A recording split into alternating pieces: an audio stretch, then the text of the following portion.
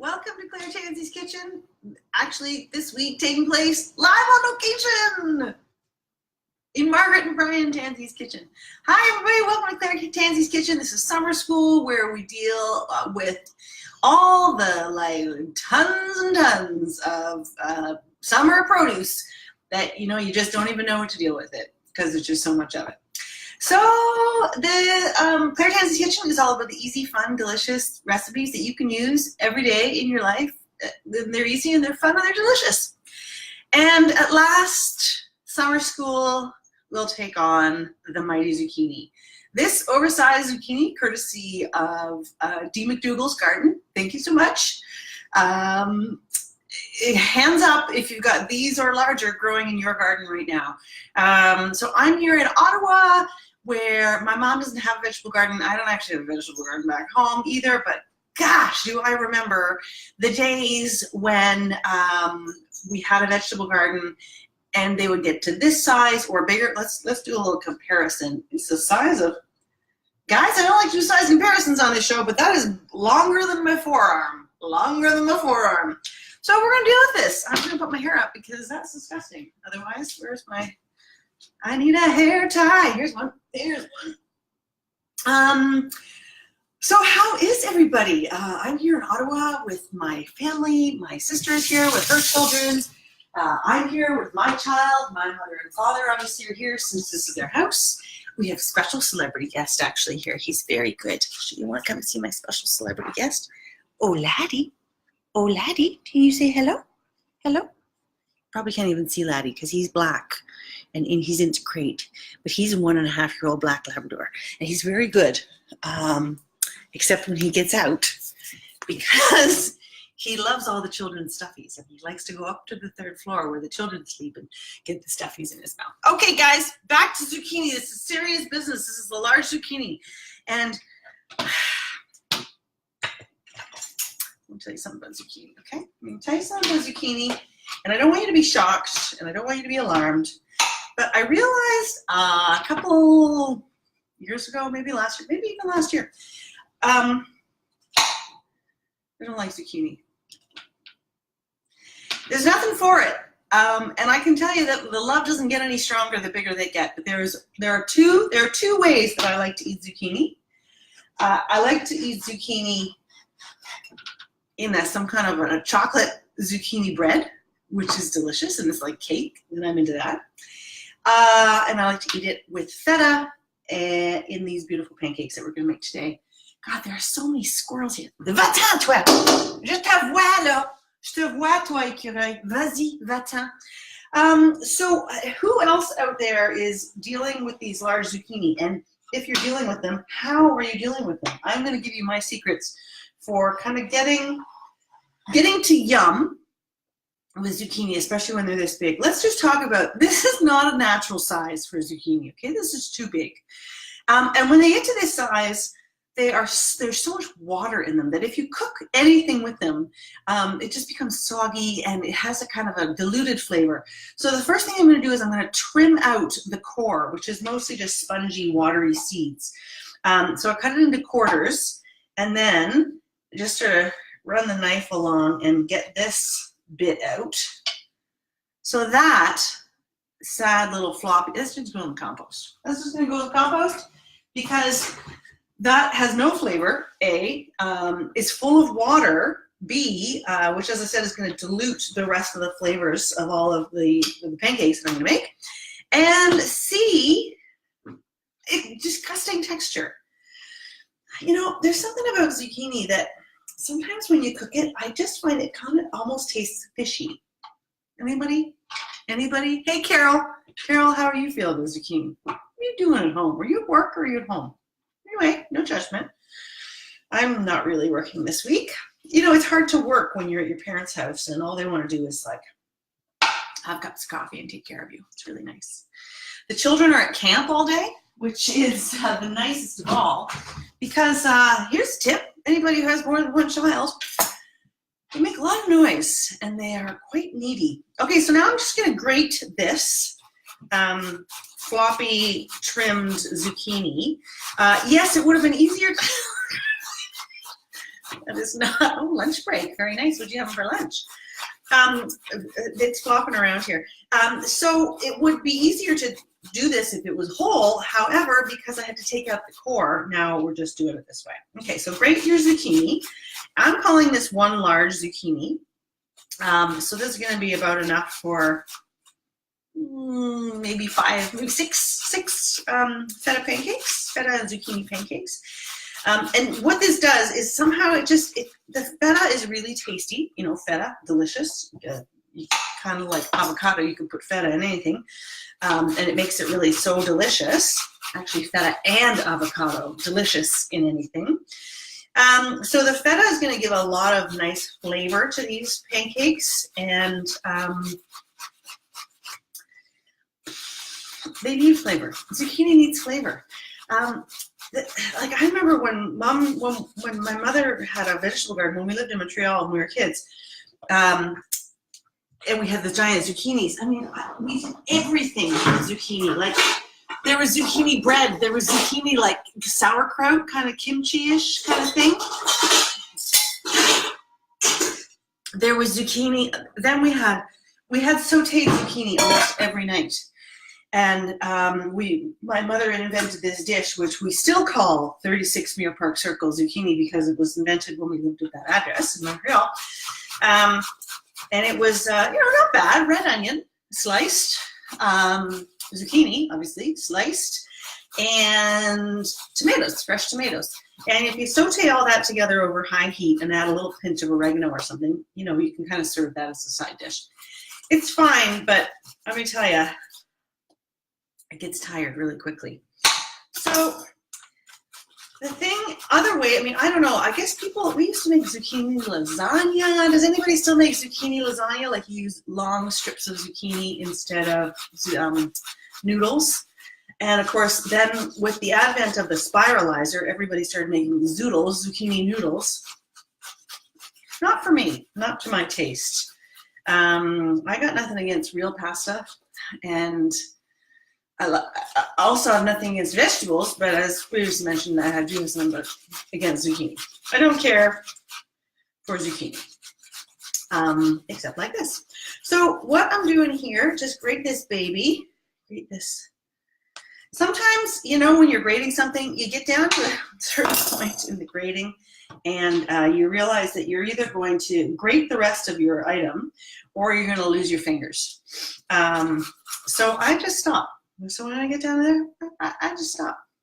Now you could peel this zucchini, but honestly, I think the only part of a zucchini that tastes any good is the peel, and it looks really pretty in the pancakes. So I say leave it.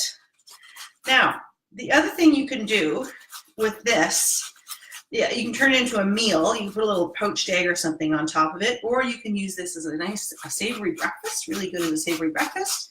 And also good as a side dish, grilled chicken, fish, whatever, delicious as a side dish. You hide mine in lasagna, but absolutely need more ideas. You hide it in lasagna, like you are already using noodles, and then you also add zucchini. Could be. Okay, so these little trimmy bits are going into the bin, compost bin. Laddie's being a very good boy. Everybody else is out. The children are at camp. Okay, so into the bowl these guys go. And then, here's the other big secret. I'm going to salt them to try to get some more of that liquid out. Because as you know, if you've ever made any kind of vegetable fritter or any kind of fritter, you need them to be as dry as possible, right? So you want to avoid liquid at all costs. So here comes about 1/4 teaspoon of salt, give or take. And then I'm just going to let this have a little go around with the salt. And the salt's going to just start breaking down the cell structure of the zucchini, and then I'm going to get all that liquid out. And then I'm going to rinse it and squeeze it. Okay, so let's have a little quick rub down here. How is everybody's summers going? Because guys, school starts in a week and a half. I can't believe it. I made this list at the beginning of the summer of all the things we were going to do all summer. We're not there Now, eggs. Okay, so now we need a second bowl. Large bowl. I love my mother's kitchen. It's so bright and beautiful. I just absolutely love it. All right, I'm going to take 2 eggs here and stir them up real good, whisk them up real good. Of course, I'll put the recipe for this up on the website once we are done here. And I don't know where my mother keeps her whisk. Oh. Is this a whisk? Let's find out. Yeah. All right, sorry, this can be noisy for a second.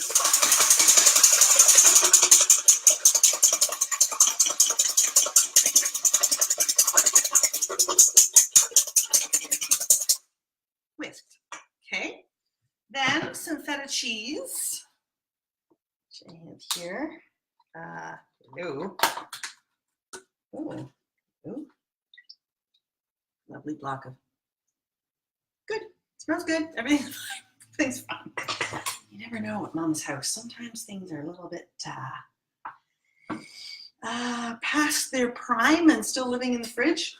So I'm going to take this lovely feta and kind of, you could crumble it by hand, but you want it to be sort of small. So I almost think it's better to just chop it up with your knife since you got the knife out. About a third to half of a cup. Chop this up. The thing with feta cheese, don't ever buy low fat. You know, I kind of say that same lesson all the time whenever it comes to any dairy, but don't buy low fat cheese for the simple reason that it's just not very good. The thing about fat in cheese is it makes things delicious. It makes cheese delicious. And when you take the fat out, tell me you've had this before. Either you use low-fat feta. It's not even rubbery. It's almost like plastic. It's almost like eating plastic. Whereas regular full-fat feta is delicious. And as mentioned, you can add it to just about anything, and it will improve just about anything that you add it to. Pancakes, omelets, burgers, spaghetti sauce. Aw, Tansy. Wow. Tell you what. So that's why sometimes it's nice to have a dog who will clean up the stuff that you spill on the floor. Hey, Laddie, you gonna come and help me clean up?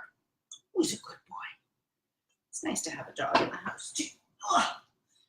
All right, so that's 2 eggs, a little bit of feta. I'm gonna do a little bit of green onion. Because these, you've got the feta, but you really need sort of like perky flavors here, you know? Perky flavors. A little bit of green onion. And we're kind of coming to the end of summer school, which has been a really fun summer of coming up with things, delicious ways to use all the stuff that, there's so much bounty of it. But of course, the bounty in my province and in most of Canada and most of North America, the bounty continues well into October. We'll roll into fruit-wise, the peaches are still going. And then the plums are coming out. Then we're going to roll right into pear season. From pears, we go to apples. So there's going to be just so much fresh fruit available until about, let's call it end of October, early November. You can still get beautiful fresh apples. So make sure that you're out there, you are getting, you're still buying baskets of fruit. There's still lots of stuff at the farm. Of course, the vegetables, we're going to go from zucchini, then we're going to get all the different squashes, butternut squash and acorn squash and all that stuff. The potatoes are coming in, the broccoli and the cauliflower is still absolutely perfect and beautiful. Red peppers, cucumber, there's just so much good stuff. So what a fun time of year to be a cook. That's what I like to say. All right, so I've got green onion, feta, and eggs. And now, excuse me, my zucchini has sort of been sitting for, you really should let it sit for about 10 minutes, but honestly, I think we're all right here. I keep losing. There it is. Colander. All right, so then you just, let's see if I can shift you over here. Shift you like this. Now you see the rest of the kitchen. I'm gonna put the zucchini in a colander here and just rinse it because it's covered in salt. Not that that's bad, but between the salt that I added to the zucchini and the salt from the feta, it would probably be a bit too salty. Okay, so that gets rinsed. And then for the most important piece, you're gonna have to squeeze the living daylights out of this. So I just like do it with my hand. Oh, here, let's pop you down this way. There we are. So yeah, just do it with your hands. Take it sort of small clump by small clump, and then just squeeze, and all of that liquid will come out. Now, if you have herbs growing in the garden, another great way to use your herbs, here are the herbs that would be delicious in here, in this recipe. Mint is particularly wonderful. It just has a really lovely, refreshing kind of quality. Delicious. Basil, parsley, thyme-ish.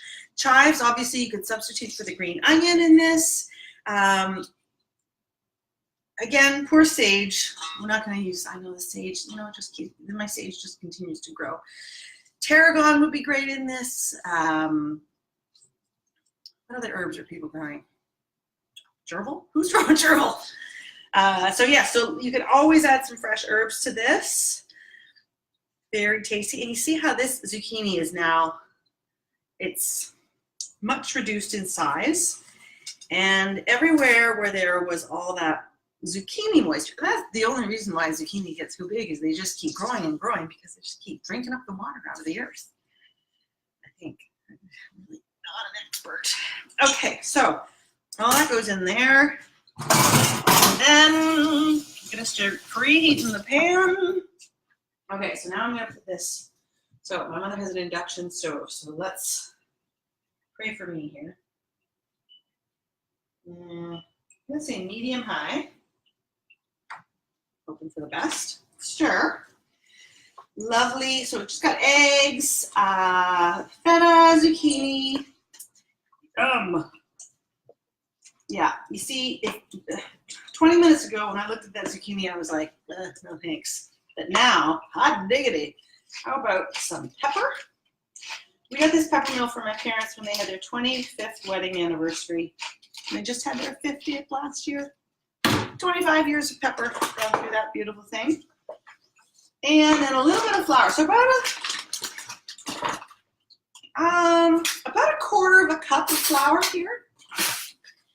But the thing is with the flour, you really have to sprinkle it over and then sort of really like tablespoon by tablespoon, and then stir it in, because it's because of the way that the moisture works, I guess. It can tend to clump, and then you'll just have a pocket of flour, and you know how it kind of gets like absorbed, like it can get surrounded by liquid, and then you've just got this pocket of flour. So just sprinkle and stir, make sure there's no flour. No worry in terms of over mixing this. And then I said about a quarter of a cup, so let's go one more of these, I think. This is pretty flexible. This recipe is pretty flexible. Now, feta is great here. And the other great thing about the feta is that it doesn't really melt. You know, it kind of gets soft, but if you use something like mozzarella, it would just make a bit of a mess in the pan. Okay, so this pan, God, I love induction. I love induction. It's so fast. So you get yourself a nonstick frying pan. Can you still see me, or would you like to come a little bit closer? A little bit closer. There. Okay, so a little bit of canola oil, nonstick pan, and I said medium high. Let's go up to, I don't know, 8. Is that medium high? Hopeful. And then, like, I've got quite a bit in here, so this is probably gonna make 6 nice pancakes. Smoosh that around. And then kind of take a blob of it. Looks like maybe about a third to a half of a cup. Blob it. Whoopsie. You need to be hotter. It should sizzle a bit when it goes into the pan. And then I'll do these 2 at a time. And blob that down there. I call them pancakes. They don't have to be perfectly round. Come see them. Come and see how nice they look. And they should cook for just a couple of minutes per side. Susan, how many zucchini did you start with? I started with 1 from the garden, but it was longer than my forearm. But I trimmed out the middle because the middle was sort of spongy and very watery and gross. So, hello, hi, Emery. So depends on, like, I did it with one of those ginormous zucchini. Of course, if you have just ordinary size zucchini that are still only, between 6 and 8 inches long, you don't have to trim out the core because it won't be quite as watery and spongy. And you can grate them up and salt them in the same way, and drain them and rinse them and all that stuff, and just go for it. But this is a really great way. Oh, it's raining again. This is a great way to use those super huge oversized zucchini.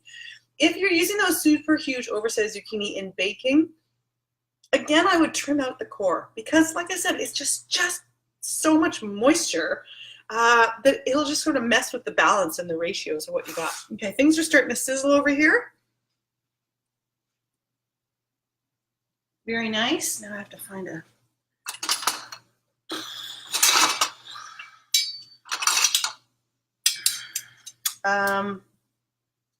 This needs to be replaced. Mom.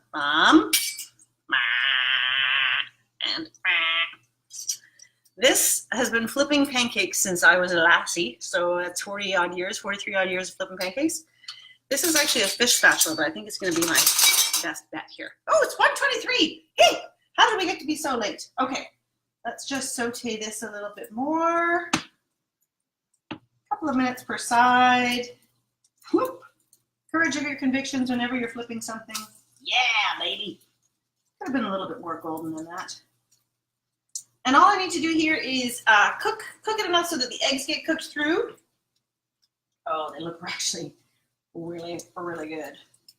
Now these actually you can make in advance. Keep them in the oven at like 200 degrees. Just keep them warm. Or you can just make them now and then reheat them. They're not ever going to be quite as good as when they're fresh, but it's something you can do with little appetizers or for brunch or something. Really nice base for a poached egg or even a fried egg, or even just a side dish for